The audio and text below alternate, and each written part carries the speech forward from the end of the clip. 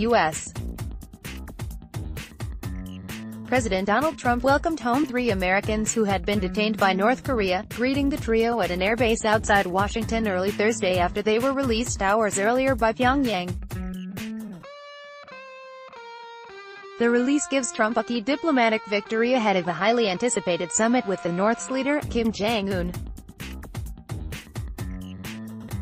A plane carrying the 3 former detainees, Kim Hak-song, Kim Dong-chul and Tony Kim, who is also known as Kim Sang-duk, arrived at Andrews Air Force Base in Maryland in the early morning hours Thursday. Trump, First Lady Melania Trump, Vice President Mike Pence and his wife, Karen, greeted them on the plane. Exiting the plane, which was situated beneath a giant American flag, the 3 beaming men shook hands with Trump before raising their arms in triumph and making peace signs above their heads. "It's like a dream. We are very, very happy," they said through an interpreter on the tarmac. Trump made a point of publicly thanking Kim Jong-un for the release, saying the U.S. was starting off on a new footing, but noting that the larger goal of ridding the Korean peninsula of nuclear weapons remained his focus. "I'm very honored to have helped these 3 folks," Trump said. "They've been through a lot.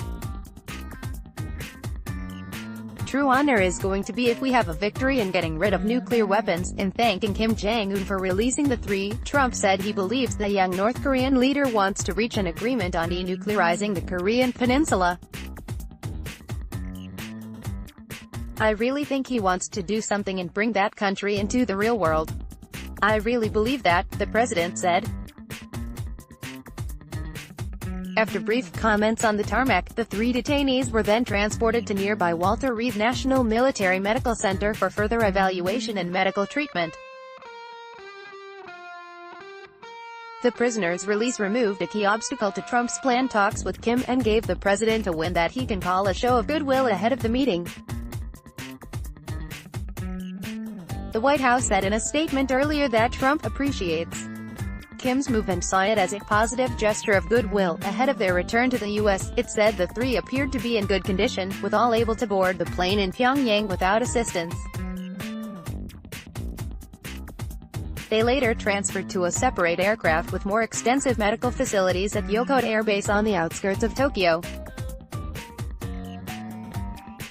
A report Thursday by North Korean state media said that Kim had granted the 3 men an amnesty, after accepting an official suggestion from the U.S. President, conveyed to him by Secretary of State Mike Pompeo, that they be released. They were the latest in a series of Americans who have been detained by the North in recent years for seemingly minor offenses and typically freed when top U.S. officials or statesmen personally visited to bail them out. While no family members were present to greet the detainees, a statement from the family of Tony Kim lauded Trump for his role, thanking him for engaging directly with North Korea. Of the 3, Kim Dong-chul, who was arrested on suspicion of espionage in 2015, was held the longest, while Kim Hak-song and Tony Kim, who had worked at Pyongyang University of Science and Technology, were detained last year. In April 2016, the North sentenced Kim Dong-chul to 10 years of hard labor for carrying out what it described as spy activities. Kim Hak-song was held over anti-state activities, and Tony Kim was accused of committing unspecified criminal acts intended to overthrow the government. The trio's release comes after U.S. national Otto Warmbier was freed while in a coma last June. Warmbier, a University of Virginia student when he was arrested, died soon after returning to the United States following more than 17 months in prison. Speaking to reporters with the detainees, Trump paid his respects to the parents of Warmbier, calling them spectacular people. Fred and Cindy Warmbier have filed a wrongful death lawsuit, accusing the North Korean government of torturing and killing their son. "We are happy for the hostages and their families," they said in a statement Wednesday.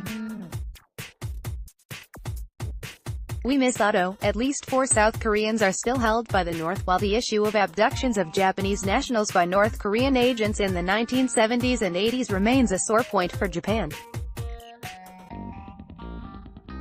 Prime Minister Shinzo Abe on Thursday hailed the Americans' release, calling the North's move a positive step. Speaking with Trump over the phone, Abe was quoted as saying that he had congratulated the U.S.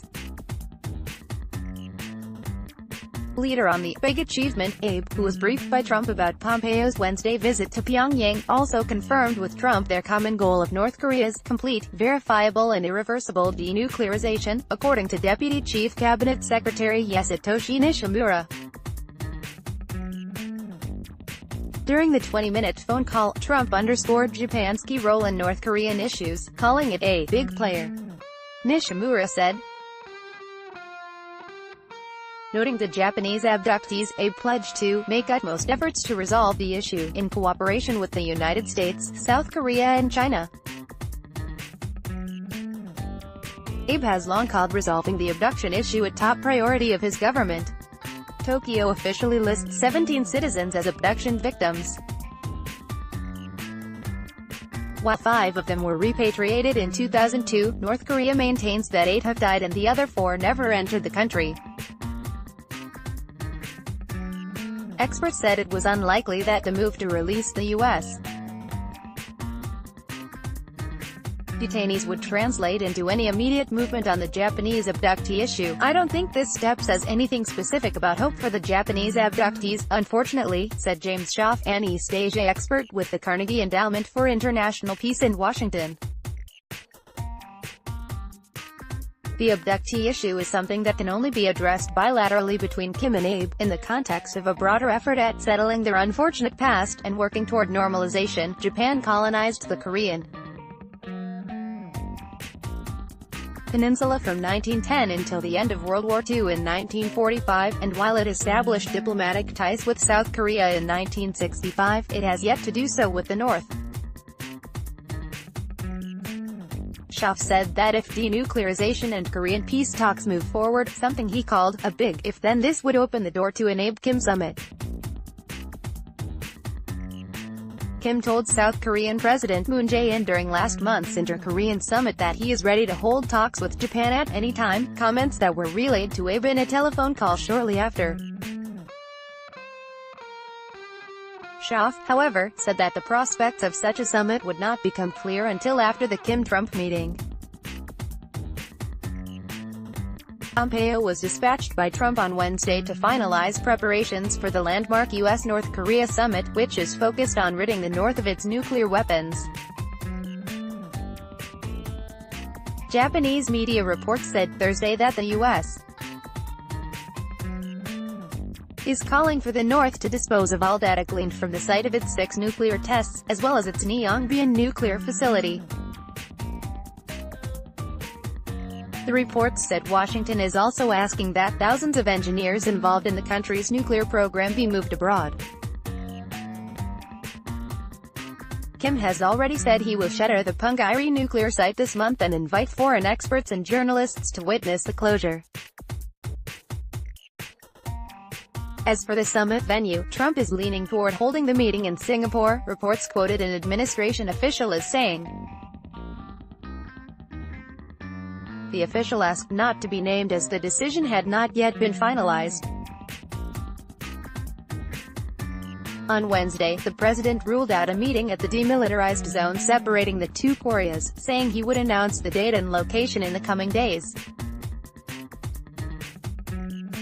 The U.S. leader also thanked David Moon for the role they played in bringing about the summit. "I think this is something that nobody thought was going to happen for years or more," Trump said. "And I really believe it's going to be a great thing for North Korea, a great thing for South Korea and Japan." But Trump reserved more explicit praise for Chinese leader Xi Jinping, thanking him and saying he had been very helpful to us too. Days ago on something very specific. It was unclear what Trump was referring to, but Xi and Kim held surprise talks earlier this week in the Chinese city of Dalian, and the summit was likely to have been high on that agenda. Andrew O'Neill, an expert on North Korea and a professor at Griffith University in Australia, said that the detainees' release, as well as the upcoming summit, needs to be seen in the context of Kim's dual strategy, which he said consisted of reaching out to the international community in an effort to ease suffocating sanctions and diplomatic pressure and promoting the internal narrative that the world is now engaging with North Korea on its terms. O'Neill said Pyongyang understood the red-hot anger in the U.S., including on the part of Trump himself, over the death of Warmbier, and that Wednesday's release would have been authorized with that in mind. The release also helps clear the decks in terms of immediate outstanding issues, and Kim will appreciate that it casts him in a favorable light ahead of the summit, as well as allowing Pyongyang to claim that it's shown benevolence, goodwill, etc. Just in case Trump pulls the plug on continuing dialogue if a comprehensive denuclearization commitment doesn't materialize, O'Neill said. On Thursday, North Korea made its first official mention of the planned summit, with Kim calling it a historic opportunity, state media reported. Kim, who has conducted a flurry of diplomatic moves in recent weeks, told Pompeo that a summit with Trump would be a historic meeting, and an excellent first step toward the building of a good future on the Korean peninsula, according to the North's official Korean Central News Agency. Over the last 2 months, the North Korean leader has met with Xi twice as well as with Moon for the Inter-Korean Summit. During the meeting with Pompeo, the top U.S. diplomat delivered a verbal message from Trump to Kim, for which the North Korean leader expressed thanks, highly appreciating that the U.S. president has shown deep interest in settling the issue through dialogue. The language was a marked shift from just 8 months ago, when the leaders of the two countries traded a series of pointed threats and insults. Pictures released by KCNA and published in the Rodong Sinmun, the ruling Workers' Party daily, showed Kim and Pompeo laughing together while walking and grinning broadly for a posed photograph. O'Neill called this quite extraordinary, considering the North's harsh rhetoric and frantic pace of nuclear and missile testing just last year. The big question is whether it can be sustained, he said. More specifically, can the good vibes at the macro level be converted into detailed outcomes on major issues like denuclearization, mutual recognition, post-armistice negotiations? Information from Kyoto added.